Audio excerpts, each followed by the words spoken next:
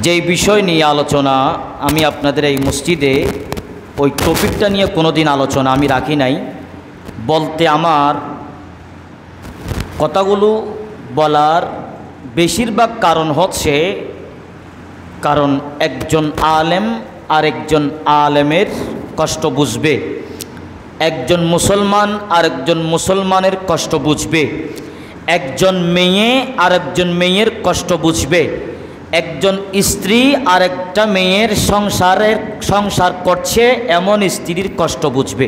ঠিক না বেঠিক? কথাগুলো আমি ইনশাআল্লাহ সেদিকে লক্ষ্য করে কথাগুলো আমি বলবো। আল্লাহ পাক সুবহানাহু ওয়া তাআলা আমাদের আমল করার বুঝার তৌফিক দান করুক, প্রত্যেকে বলি আমিন। ইনশাআল্লাহ আমি আমার সামনে কয়েকটা হাদিসে পাক রেখেছি যাতে আমাদের কথাগুলো আমাদের অন্তরের কানে আমরা যাতে কথাগুলো শুনতে পারি, যাতে আমাদের এই কথা যেন মাওলার দরবারে যাতে কবুল হয়, আগামী দিনে আমরা কি করেছি সেটা আমরা ভুলে যাব, যাতে আগামী দিনে আমরা কি করব সেটা আমরা যাতে একটু পরিবর্তন হতে পারি, আমাদের কলবটা যাতে পরিবর্তন হয়, আমাদের মন মানসিকতাগুলো যাতে পরিবর্তন হয়, সেদিকে লক্ষ্য রেখে আমি বিষয়ে আলোচনা রাখার চেষ্টা করব। আল্লাহ আমাদের প্রত্যেকের আসা যাওয়া আজকের জুমা মাওলার দরবারে কবুল হোক, প্রত্যেকে বলি আমিন। আমি আজকে আমার আলোচনার বিষয় ছিল, আজকে আমি আলোচনা করার আমার এরাদা ছিল এই আলেমগণের ফজিলত, আলেম ওলামা যারা আছে তাদের ফজিলত সম্পর্কে আমি এক সময় আলোচনা রেখেছিলাম, তাও সামান্য অল্প সামথিং কিছু আমি আলোচনা রেখেছিলাম। আজকে আর একটু বেশি আলোচনা করার আমার মন চাচ্ছে, মনে চাওয়ারও একটা কারণ আছে না নাই? আরও জোরে বলেন, আছে না নাই? আছে। বর্তমানে সোশ্যাল মিডিয়ার যুগ, মোবাইলের যুগ, ইন্টারনেটের যুগ। মোবাইলের মধ্যে, ইন্টারনেটের মধ্যে, গ্রুপের মধ্যে, মেসেঞ্জার বলেন, হোয়াটসঅ্যাপে বলেন, ঢোকার সাথে সাথে মসজিদের চাকরির খবরটা রমজানের 1-2 মাস আগে আসার কথা ছিল, তো রমজানের পরে এতগুলো মসজিদ থেকে ইমাম চলে যাওয়ার কারণটা কি? রমজানের পর অর্থাৎ ঈদের পর মসজিদ ছেড়ে দেওয়ার কারণটা কি? রমজানের পর, ঈদের পর মসজিদের চাকরি চলে যাওয়ার কারণ মানুষের মধ্যে, কমিটির মধ্যে, সমাজের মধ্যে আসা না নাই? আচ্ছা, প্রত্যেকটা কিছু তো সবার মতো না। আমাদের এই পণ্ডিত বাড়ি মসজিদ কমিটির মতো অন্য কমিটির সাথে আপনি মিলাতে পারবেন না, আর অন্য কমিটির মতো আমাদের এই মসজিদ কমিটি আপনি মিলাতে পারবেন না। তাহলে আমার একটা জিনিস ভাবতে অবাক লাগে, আমি মোবাইলের মধ্যে, গ্রুপের মধ্যে ঢুকছি, দেখলাম ঈদের পরপরেই শুধু মসজিদের খবর, অমুক মসজিদের ইমাম লাগবে, অমুক মসজিদের খতিব লাগবে, অমুক মসজিদের মুয়াজ্জিন লাগবে, অমুক মসজিদের খাদেম লাগবে, অমুক মসজিদের ইমাম সাহেব পালিয়ে গেছে, অমুক মসজিদের ইমাম মুয়াজ্জিন একসাথে পালিয়ে গেছে, অমুক মসজিদের ইমাম মুয়াজ্জিন চলে গেছে কমিটির কাউকে না বলে, তাও 2 নাম্বার কাজ করে যায় নাই, এমনিতে চলে গেছে। তাহলে চলে যাওয়া একটা কথা, বের করে দেওয়া আরেকটা কথা। কেউ যদি চলে যায় বুঝতে হবে কমিটির মধ্যে কোনো দুর্বলতা আছে, আর কাউকে যদি বের করে দেওয়া হয় বুঝতে হবে ওই আলেমের মধ্যে কিছু দুর্বলতা আছে। আল্লাহ আমাদের বুঝার তৌফিক দান করুক, প্রত্যেকে বলি আমিন। আলেম ওলামার সম্মান কতটুকু আমি আপনাদেরকে বলছি না, আল্লাহ বলছেন। দেখেন, আল্লাহ বলছেন কোরআনুল কারীমের মধ্যে, ইন্নামা ইয়াখশাল্লাহা মিন ইবাদিহিল উলামা, এটা সূরা ফাতিরের 28তম আয়াতে আল্লাহ বলেন বান্দার মধ্যে তারা আলেম যারা খুদ মাওলাকে, আল্লাহকে ভয় করে। বলি সুবহানাল্লাহ। আরো জোরে বলেন। আচ্ছা, দেখেন সূরা মুজাদালার 11 নম্বর আয়াতে আল্লাহ বলছেন, আল্লাযীনা আমানু মিনকুম ওয়াল্লাযীনা উতুল ইলমা দারাজাত। আল্লাহ বলেন তোমাদের মধ্যে যারা ঈমান এনেছে, এমনকি জ্ঞান দিয়েছেন, জ্ঞান এলমে দিন প্রচার প্রসার করেছেন, তাদের সম্মান হচ্ছে অনেক উপরে। এটা কি আমার কথা নাকি আল্লাহর কথা? আরো জোরে বলে, কথাটা কার? আল্লাহর কথা। দেখেন, আমি যে আয়াতে কারিমের প্রথমে আমি তিলাওয়াত করেছিলাম, আল্লামা ইমাম ফখরুদ্দিন রাজি রহমতুল্লাহ আলাই তাফসিরে কবিরের মধ্যে লিখেছেন,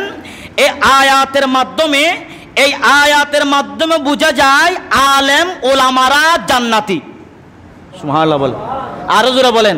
তাফসীরে কবীরের প্রথম খণ্ড 279 নম্বর এই আপনার এখানে একটা হাদিসে পাক তিলাওয়াত করেছেন, আলেম উলামারা আল্লাহকে ভয় করেন। কেন?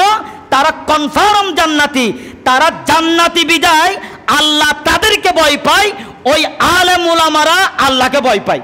সুবহানাল্লাহ বলেন। সামান্য সাদা দাড়িওয়ালা ব্যক্তিকে যদি খুদ রব্বুল আলামিন যদি লজ্জাবোধ করেন আযাব দিতে, তাহলে আলেমের শান কতটুকু আপনি একটু চিন্তা করেন তো।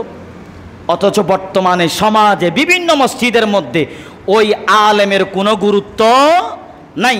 দেখেন, আল্লাহ আমাদের বুঝার তৌফিক দান করুক, প্রত্যেকে বলি আমিন।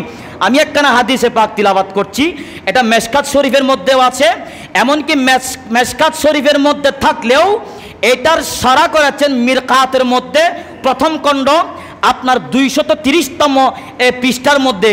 সেখানে খুবই সুন্দর করে বর্ণনা করছেন হযরতে আবু দারদা রাদিয়াল্লাহু তাআলা আনহু থেকে বর্ণিত, রাসূল করিম সাল্লাল্লাহু আলাইহি ওয়াসাল্লাম ইরশাদ করেছেন, ইয়াকুলু ইন্নাল আলিমে লা ইস্তাগফিরু লাহু মান ফিস সামাওয়াতি ওয়া মান ফিল আরদি ওয়াল হিতানু ফি জাওফিল মাই ওয়া ইন্না ফাদলাল আলিমি আলাল আবিদি কাফাদলিল কমরা লাইলাতাল বদরি আলা সাইরিল কাওয়াকিবি ওয়া ইন্নাল উলামা ওয়ারাসাতুল আমবিয়া ওয়া ইন্নাল আমবিয়া লাম ইউরাসু দিনারান ওয়ালা দিরহামান ওয়ারাসুল ইলমা ফামান আখাযাহু আখাযা বিহাযযা ওয়াফিরিন।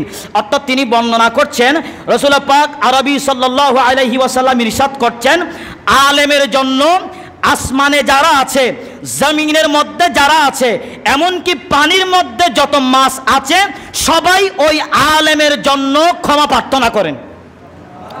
আরো যারা বলেন। দেখেন, এখানে আরেকটা কথা উল্লেখ করেছেন, আলেমের ফজিলত আবেদের 14 তারিখ চন্দ্রের চাইতে বেশি আপনার বেশি আলো দিবে, কারণ নিশ্চয় আলেমরা হচ্ছে নবীদের উত্তরসূরি, এমনকি নিশ্চয় নবীগণের উত্তরসূরি বলেছেন আলেম ওলামাদেরকে। এই আয়াতের অর্থাৎ এই হাদিসে পাকের আপনার ব্যাখ্যা করছেন হযরত মোল্লা আলী কারি হানাফি রহমতুল্লাহ আলাই। তিনি বর্ণনা করছেন, আলেমদের ক্ষমা প্রার্থনা করার জন্য মাসকে নির্দিষ্ট করেছেন। কথা বলেন, কাকে নির্দিষ্ট করেছেন? মাসকে নির্দিষ্ট করেছেন, কারণ মাছের জীবন হচ্ছে পানি, ঠিক না বেঠিক? মাছের জীবন, কথা বলেন, মাছের জীবন পানি, মাছের জীবন পানি।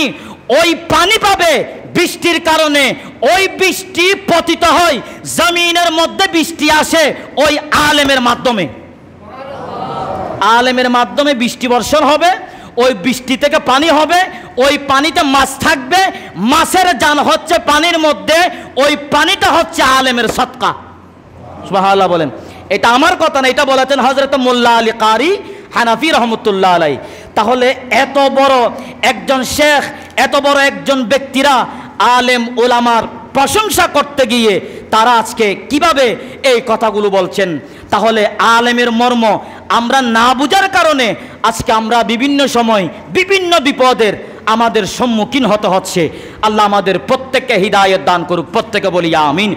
আপনারা প্রমাণ নেবেন, আমি এই জায়গা থেকে প্রত্যেকটা কথা, প্রত্যেকটা নুক্তা আমার অভিজ্ঞতা, এমনকি আমার গবেষণা থেকে আমি এই কথাগুলো বলছি। যেমন ধরেন, আমাদের পৃথিবীতে, বিশেষ করে আমি আমাদের বাংলাদেশের কথা বলছি, আপনার কমিটি ছাড়া, মালিক ছাড়া কোনো মসজিদ আছে? কথা বলেন, কথা বলেন। দেখেন, কমিটি না থাকলেও একজনের আন্ডারে মসজিদ আছে, আছে না নাই? আছে। তাহলে কমিটি ছাড়া, মালিক ছাড়া বাংলাদেশের মধ্যে কোনো মসজিদও নাই, আর আলেম ওলামা ছাড়াও কোনো মসজিদ নাই, ঠিক না বেঠিক? কলেজের প্রিন্সিপালকে আপনারা মসজিদের মধ্যে খতিব হিসেবে নিয়োগ দিবেন? কথা বলেন। স্কুলের একজন টিচারকে আপনারা খতিব হিসেবে নিয়োগ দিবেন না? তাহলে মসজিদ মালিক ছাড়া, কমিটি ছাড়া মসজিদ অচল। ঠিক তেমনিভাবে আলেম ওলামা ছাড়া মসজিদও অচল। দেখেন, সব আলেম সবার মতো না, সব কমিটি সবার মতো না।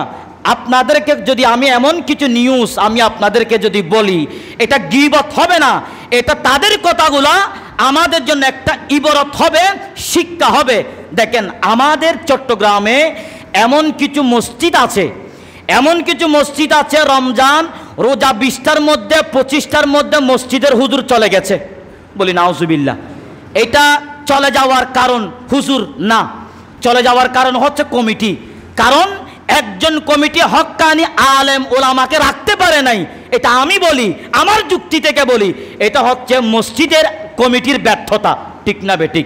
তাহলে আপনি যদি রাখতে পারেন, আপনার কাছে 10 তলা বিল্ডিং আছে, আপনার কাছে কোটি কোটি টাকা আছে, আপনি যদি আপনার বউকে যদি রাখতে না পারেন, আপনার বউ যদি আপনাকে ছেড়ে যদি চলে যায়, তাহলে আপনি পুরুষ হিসেবে ব্যর্থ, ঠিক না বেঠিক?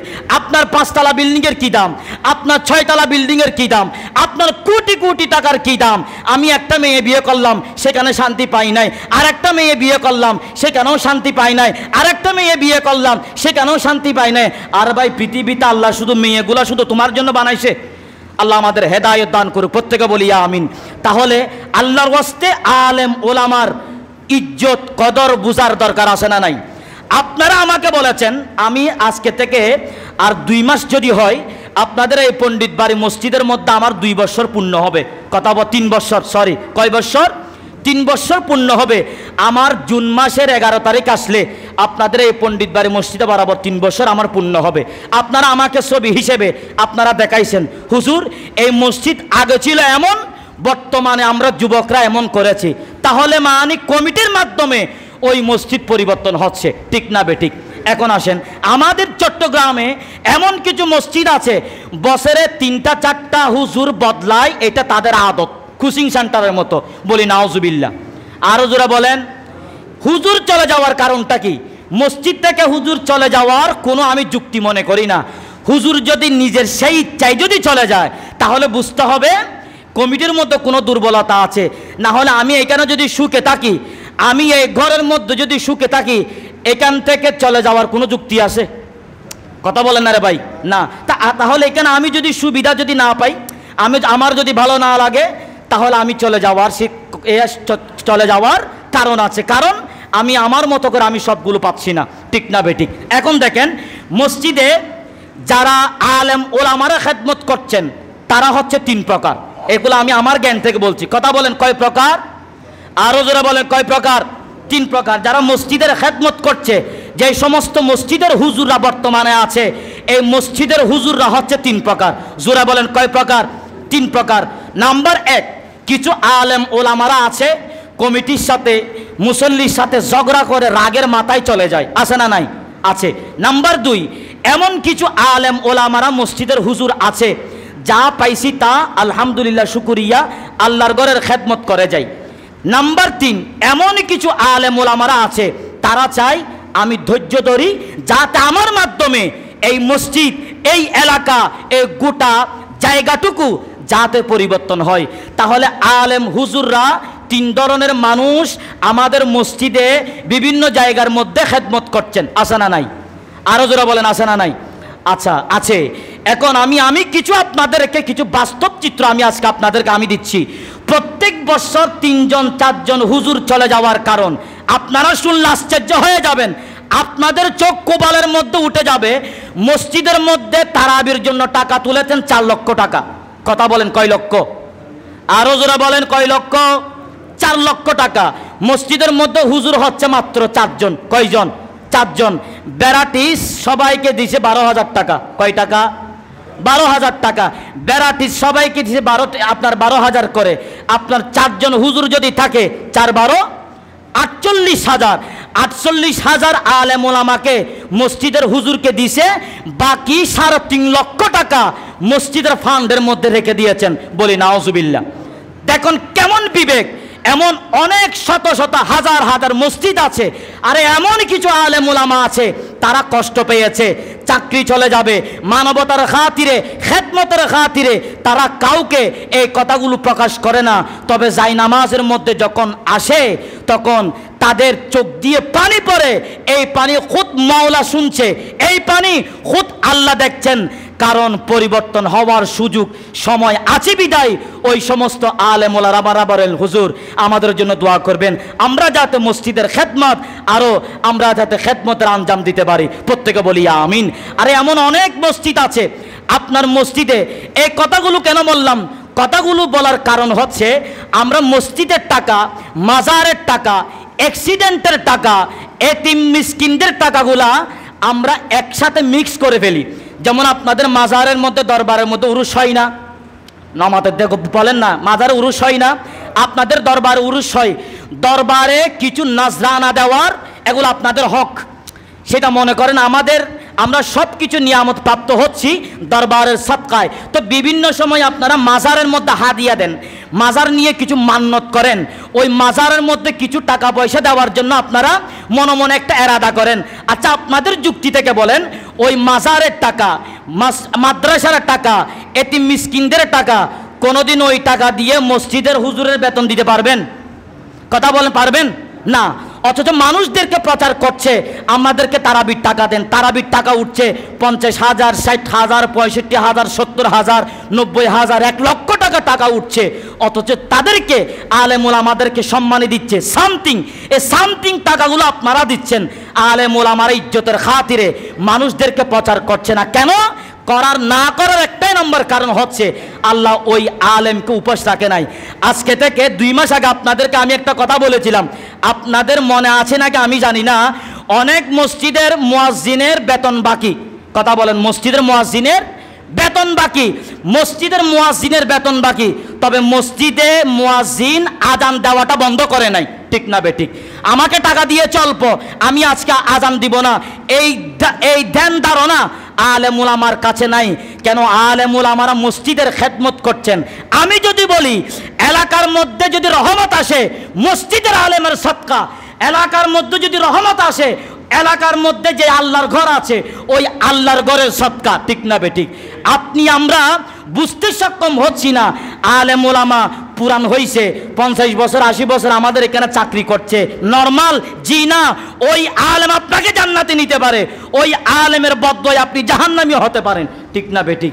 তাহলে আল্লাহর ওয়াস্তে আমার কথাগুলো বলার কারণ হলো, আপনি যার সাথে বসবেন আপনার জান্নাত হবে তার সাথে। যেমন আপনার ইমাম ফখরুদ্দিন রাজি একটা কথা বলেছেন, যেমন আপনি যদি বাদশার মজলিসে যদি বসেন, বাদশার সাথে যদি আপনার যদি উঠা বসা হয়, আপনার মাথার মধ্যে কঠোরতা, অহংকার বৃদ্ধি পাবে। নাম্বার 2, মহিলাদের সাথে আপনি যদি বসেন, যৌন শক্তি, এমনকি আপনার মূর্খতা বৃদ্ধি পাবে। এমনকি ফাসিকদের সাথে আপনি যদি বসেন, গুনাহ করার সাহস আপনি পাবেন। ভালো মানুষের সাথে আপনি যদি বসেন, আদবের প্রতি আপনি অনুগ্রহ, এটা আপনি শিখতে পাবেন। আপনি যদি আলেমের মজলিসের মধ্যে আপনি যদি বসেন, এলম, ফরহেজগারি, উদারতা আপনার মনের মধ্যে চলে আসবে। কেন? আপনি বসেছেন আলেম ওলামার সাথে। তাহলে আমার প্রশ্ন হচ্ছে, ওখানে কোনো আলেম কাউকে কমিটির বিরুদ্ধে, আলেমের বিরুদ্ধে, ব্যক্তিদের বিরুদ্ধে কোনো কথা বলতে সক্ষম নাই। আমি নিজেই আলহামদুলিল্লাহ, আমাকে অনেক বন্ধু বান্ধবরা আমাকে বলে হুজুর, বাংলাদেশের মধ্যে যদি কোনো মসজিদ থাকে, আনকমন যদি কোনো মসজিদ থাকে, সেটা হচ্ছে আপনাদের পণ্ডিত বাড়ি মসজিদ। কেন বললেন? বাংলাদেশে তজম্মুল আলী পণ্ডিত নামে কোনো মসজিদ নাই। হুজুর, আপনার এই নাম কেন হলো? আপনার মসজিদের মুসল্লিরা কি সবাই পণ্ডিত? আমি কে, হ্যাঁ, আমার মসজিদের মুসল্লিও পণ্ডিত, আমার মসজিদের কমিটিও পণ্ডিত। আর পণ্ডিত বিদায় আমার মসজিদ কমিটি পণ্ডিত হওয়ার কারণে এখনো পর্যন্ত মসজিদের ইমাম খতিবের বেতন বাকি নাই। বলি মারহাবা। তাহলে আলেম ওলামা মসজিদের প্রশংসা করা এটা সামান্য মামুলি ব্যাপার নয়। তাহলে আমি বলি, ফতোয়া হচ্ছে তারাবির টাকা কোনো জায়গার মধ্যে আপনি খরচ করতে পারবেন না।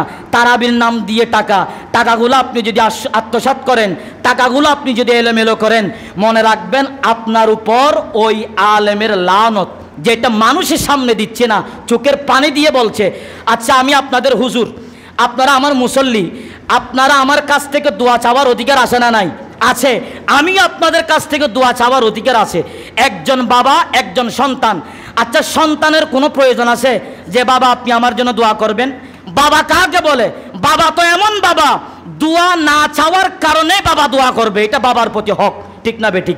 তাহলে আমি আমার মুসল্লিদেরকে বলছি, আমার কমিটির ভাইদেরকে বলছি, আমার মুসল্লিদেরকে একটা কথা বলছি, দোয়া এটা এমন একটা জিনিস, এটা চাইতে হয় না, অন্তর থেকে দোয়াটা চলে আসবে, ঠিক না বেঠিক? হুজুর, আল্লাহ কেন করে দোয়া করছেন? দোয়ার হাম্মাং কি? তুই এনাকান হাম করো, এনাকান ঘটনা ঘটো, যেন দোয়াইয়ান অটোমেটিকলি কলবত্তুন বাইরে যাগই, ঠিক না বেঠিক? আল্লাহ আমাদের প্রত্যেককে হেদায়েত দান করুক। আমি আজকে যে বিষয়টুকু আলোচনা করেছি, এই বিষয়টুকু আমি আলোচনা করেছি শুধু আল্লাহর ওয়াস্তে। আমার আপনাদের এই কথাগুলো বলার প্রথম নম্বর কারণ হচ্ছে আমাদের বয়স এখনো শেষ হয় নাই, আগামীতে আরও জীবন, অনেক জীবন আরও বাকি আছে। এখানে ছোটো ছোটো ছেলে যেগুলো আছে, আগামী 50 বছর পর তারা মসজিদের কমিটি হবে। আজকে যারা মুরব্বী আছে তারাও এক সময় ইন্তেকাল করবে। তাদেরকে নিয়ে আমরা অহংকার করতে পারি, মসজিদের দায়িত্ব পালন করা অবস্থায় তারা আজকে পরিবর্তন হয়েছে, ইন্তেকাল করেছে। প্রত্যেকে বলি মারহাবা। আপনারা জানেন আমি এই মসজিদে আসার আগে আমি অনেক জায়গাতে আলহামদুলিল্লাহ আপনাদের দোয়ার বরকতে আমি আমার বয়সে আমি আমার আলোচনায় তারাবির টাকাটা পরিবর্তন করে আমি অদমের কারণে 2টা মসজিদ পরিবর্তন করতে পেরেছি। প্রত্যেকে বলি আলহামদুলিল্লাহ। আজকে থেকে 5 বছর আগে আমি যেই মসজিদের মধ্যে খতিব ছিলাম, 2 মিনিট একটু বেশি নিচ্ছে, একটু মাইন্ড করবে না। দেখেন, আমি আগে যেই মসজিদের খতিব ছিলাম ওই মসজিদে 2 বছর আমি খেতাবতের দায়িত্ব পালন করেছি।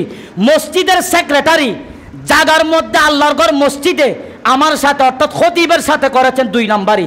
তখন এলাকার যুবকরা আলহামদুলিল্লাহ সবাই ভালো, গাউসিয়া কমিটির প্রায় সুন্নি ঘরানার মানুষ ছিল, অথচ তারা চায় মসজিদের খেদমত করার জন্য। তাদের এই কথাগুলো আমার কানে যখন আসছে, এখন আমি শুনেছি আমাকে টাকা দিয়েছে অল্প, 3 ভাগের 3.5 ভাগ মসজিদের মধ্যে রেখে দিয়েছেন, অথচ মসজিদের মধ্যে যায় 2 জন আছে ইমাম খতিব, তারাকে অসম্মানী করেছেন। এই কথাগুলো আমি যখন বললাম গোটা মসজিদ গন্ডগোল। এখন আপনারা জানেন মসজিদের হুজুরের ওয়াজের কারণে কমিটি মুসল্লিদের যদি গন্ডগোল লাগে, এটা কি সামান্য ছোট নাকি অনেক বড়? গোটা মসজিদ এলাকার মধ্যে গন্ডগোল, এমন গন্ডগোল হয়েছে আলহামদুলিল্লাহ আমার চাকরিও যায় নাই, আসরের আগে কমিটি পরিবর্তন হয়ে গেছে। বলি সুবহানাল্লাহ। তাহলে আলেম ওলামার মাধ্যমে সমাজ পরিবর্তন হচ্ছে, ঠিক না বেঠিক? আপনি না করতে পারবেন না। আলহামদুলিল্লাহ এই বছরও একটা মসজিদের মধ্যে আমার আলোচনা শুনে অনেক মসজিদ পরিবর্তন হচ্ছে। এটা আমার কথা না, আমার ফতোয়া না, এটা ফিকহায়ে কারামের ফতোয়া, ফকিদের ফতোয়া, মুফতিদের ফতোয়া। আপনি যদি বলেন হুজুর আমি মানব না, তাহলে না মানলে ভাই আলহামদুলিল্লাহ, আল্লাহ আপনাকে ওই অবস্থার মধ্যে রাখুক। আল্লাহ আমাদের প্রত্যেককে হিদায়াত দান করুক, প্রত্যেকে বলি আমিন। আমি আজকে একটা ভিন্ন একটা বিষয় নিয়ে আলোচনা করেছি। আপনারা কি রাগ করেছেন? আরও জোরে বলে রাগ করেছেন না? আমার কমিটি, আমার মুসল্লি ভাইরা, আপনারাও আমার জন্য দোয়া করবেন, আমি আপনাদেরকে দোয়া করি যাতে মসজিদের খেদমত থাকা অবস্থায় আপনাদের মৃত্যুর সময় যাতে মসজিদ কমিটির নসিবে যেন কলমা নসিব হয়। প্রত্যেকে বলি আমিন।